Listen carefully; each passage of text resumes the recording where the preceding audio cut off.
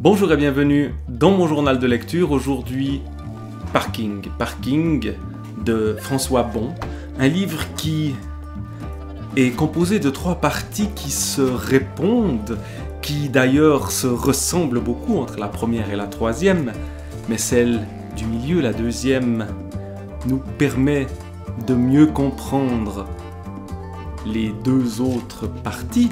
Donc, c'est un livre qui date de 1996, mais qui a comme origine un film.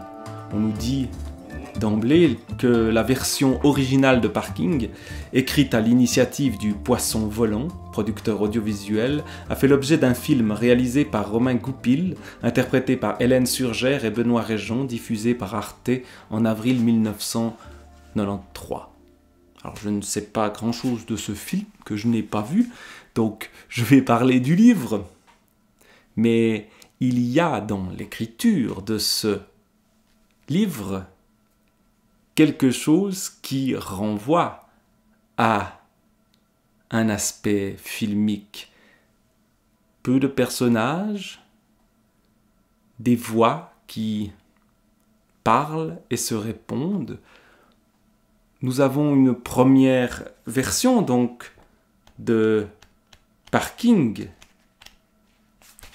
qui est donc au fond le texte originel peut-être, ou en tout cas le texte officiel, même si le terme ne veut pas dire grand-chose dans ce cas-là, de Parking, chapitre 1, Parking, et c'est assez peu épais, puis un deuxième chapitre, comment Parking et pourquoi, qui est beaucoup plus une sorte de commentaire, de généalogie de la naissance de ce texte Parking, comment il a été écrit et dans quel cadre et pourquoi, mais le comment occupe une place véritablement importante. Et puis, il y a donc une troisième version, elle aussi assez courte, version pour 3 acteurs, où là, on a une version qui est écrite, au fond, comme une pièce de théâtre, ou comme pour un film,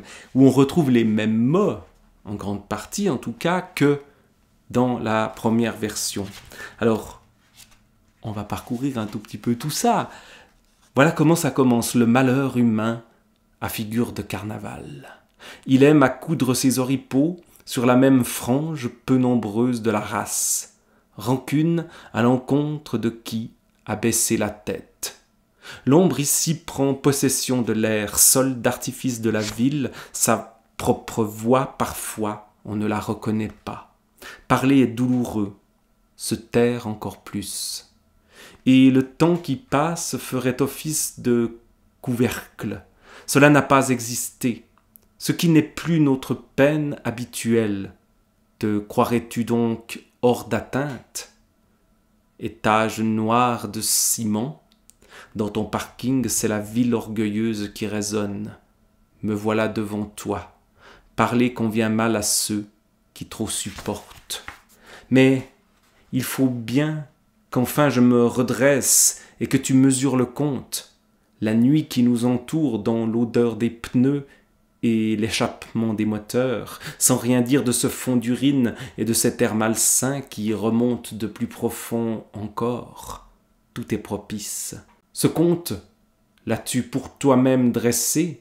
T'en es-tu déjà joué le théâtre d'une vieille femme outrée qui te rejoindrait enfin comme on jette un joug sur une nuque rebelle? Oseras-tu me regarder en face? Me reconnais-tu enfin pour t'être si souvent assis à ma table? Qui parle?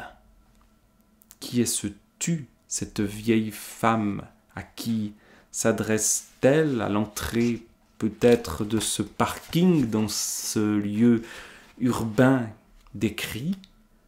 Dans la troisième partie, comment cela commence-t-il? Dans un parking souterrain de grande ville, 3 personnages s'adressent au gardien de nuit qu'on ne voit pas. Le témoin. et le problème de savoir à quelle heure idéale tu brancheras la cafetière électrique de tes veilles, et de qui c'est le tour parmi votre équipe de fournir le prochain. Paquet de grains moulus avec le kilo de sucre, et ce que tu feras après dormir dans le mauvais jour au rideau tiré de ta chambre d'homme seul, des heures libres de l'après-midi et des bières qu'il serait mieux de ne pas boire avant le travail au comptoir où tu t'arrêtes. Toi, dans ta petite nuit, tu te moques bien de tout ce qui n'est pas la chaufferette à tes pieds et le châle dont sur le matin tu t'enveloppes les genoux, soigneusement tenus dans l'armoire à cadenas chiffré. L'état des piles de ton transistor, l'art qu'ont ces stations de ne pas t'ennuyer, tout ce dont on se remplit la tête parce qu'on est seul et que ce n'est pas rassurant, que dans la vitre c'est ta grimace que tu devines, et que le téléphone est muet. Parfois, tes collègues jouent entre eux aux échecs. Toi, tu ne sais pas la règle. C'est donc un autre début, sans doute un autre personnage qui s'exprime, le témoin. Puis il y a la mère. Parler convient mal à ceux qui trop supportent. Et là, dans la première version de Parking, eh bien, on avait déjà parlé convient mal à ceux qui trop supportent. Dès la première page, ça n'est pas la première phrase, mais c'est là, exactement la même. Donc on a un jeu dans ces deux versions qui sont en miroir, mais en miroir déformant. La version en simple prose, avec parfois un petit blanc, mais sans qu'on nous indique jamais qui parle, eh bien, est une version dont la version avec ces trois personnages qui s'expriment, le témoin, la mère et la fille, eh bien, entrent en résonance, en écho, en dialogue, ces deux versions. Mais il y a entre deux, et c'est peut-être la partie qui est la plus originale ou la plus, non pas intéressante, parce que les parties 1 et 3 sont intéressantes, mais celles qui nous permettent de mieux lire et relire ces deux versions de Parking. La première qu'on a déjà lue, si on lit ce livre-là dans l'ordre, comme je l'ai fait, et la troisième, c'est-à-dire la deuxième version, mais le chapitre 3 du livre qu'on va lire en écho de la première. C'est comment Parking et pourquoi. Et ici, on a des éléments de contexte à propos de la naissance de cette histoire de Parking et qu'est-ce qui a fait que François Bon a écrit cela. Dans la ville de Berlin, encore séparée, tout au nord, un très long hôpital, le Virchow Krankenhaus. Sur un bâtiment officiel de style prussien, s'en est greffé un autre, tout en longueur. Le 26 mars 1988, en pleine nuit, je dois partir seul, remplir un dossier d'entrée dans un bâtiment dont on m'explique la direction. Le bâtiment est fermé et éteint, j'en cherche un autre. J'arrive à la porte arrière de l'hôpital, une barrière pour laisser passer les ambulances, une guérite vitrée et le visage d'un jeune type très maigre. Alors, la guérite vitrée, c'est aussi, mais pas tout à fait, celle du Parking. Donc une image qui apparaît à ce moment-là. Il a un échiquier devant lui.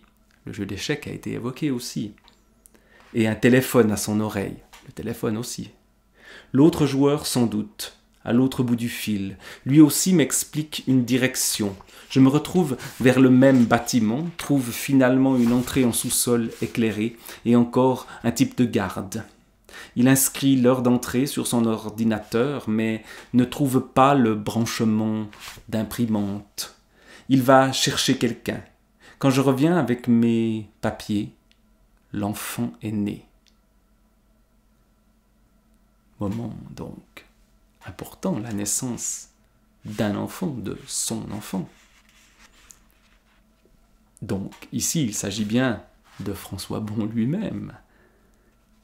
Et le rapport entre la fiction Parking et la réalité s'en trouve, sinon brouillé, du moins on constate que la fiction s'empare d'éléments de la réalité. Et d'autres images vues, vécues à Berlin ou ailleurs, eh bien, ont permis la naissance de Parking. L'image de la ville. Dans notre idée de la ville, il y a celle nécessaire de cave, complexe.